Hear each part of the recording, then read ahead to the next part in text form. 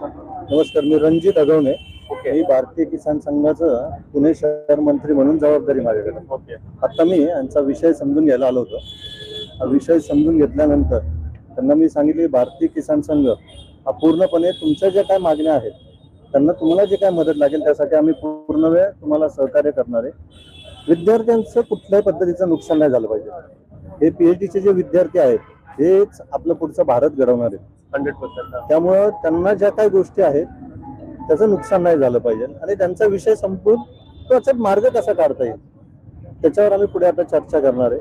आता त्यांच्या जे बाकी काही गरजा आहेत त्यांनी काय गरजा त्यांच्या मांडल्यात आता त्यांचा जो हा विषय मांडलेला आहे हा जो विषय आहे त्यांना फक्त काही व्यक्तींकडे तो मांडायचा आहे. आता भारतीय किसान संघ म्हणून आम्ही त्याच्यात काय मार्ग काढू शकतो कारण की आमची संघटना ही अराजकीय आहे. आम्ही राजकीय संघटनेत किसान म्हणजे पूर्णपणे शेतकऱ्यांसाठी वगैरे काम. आमची संघटना ही फक्त शेतकऱ्यांसाठी काम करते आणि शेतकऱ्यांनी स्थापन केलेली संघटना आहे. चालेल.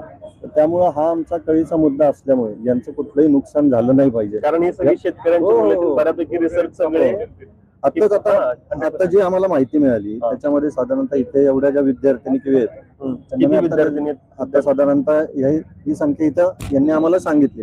आता आम्ही तेच विचारलं की त्यांचं खाण्यापिण्याचं काय आहे, त्यांची व्यवस्था काय आहे. विचारलं स्वतः तर हे आता 7 दिवस झाले राहते. पाऊस पडल्यानंतर तुम्हाला पण अंदाज येत असेल कशा पद्धतीने तेच आता मी त्यांना म्हटलं आता आपण लगेच 8 दिवसभरात त्याचे काय नियोजन करता येईल आणि खाण्याची वगैरे व्यवस्था काय त्याच्यावर सगळं आपण करणार आहे. आता मी माहिती घेतली सरकार मदत करेल निश्चितच करायला पाहिजे ना. त्यांच्या मागे पूर्णपणे आम्ही उभे आहोत. काय आता तो हा मार्ग याच्यातून मार्ग निघणं आणि यांचं नुकसान नाही झालं पाहिजे यासाठी आम्ही भारतीय किसान संघ म्हणून पूर्ण त्यांच्या मागे निश्चित उभे आहोत. मग दादा तुमचं काय मत बोला इकडून कवर.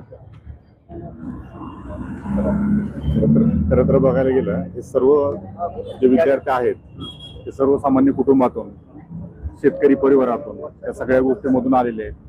बरं आज जो कोणी पीएचडीला नंबर लागतोय महाराष्ट्रातून एक साधारणतः 250 लोकांचा आहे तर त्यामध्ये हे सगळे मेरिटवाले आहेत. जर ह्या मेरिटच्या विद्यार्थ्यांना जर सरकार या सगळ्या गोष्टी थांबवून ठेवत असेल पैशाने आणि बरं तेही त्यांच्या हक्काचे पैसे आहेत सारथी असेल महाज्योती असेल पार्टी किंवा आरटी या सगळ्या संस्था ह्या विद्यार्थ्यांना एक ठराविक फेलोशिप देत आहेत.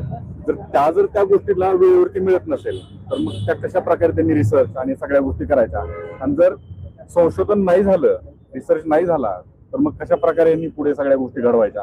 आणि आता मी या विद्यार्थ्यांशी ज्यावेळेस संवाद साधत होतो त्यावेळेस एक लक्षात आलं की यांचं आता काही विद्यार्थी आहेत ते 2nd इयरला आहेत त्यांचं पूर्ण फायनल स्टेजमध्ये आहे. तर त्यांनी ते करायचं की आज आंदोलनामध्ये सहभाग घ्यायचा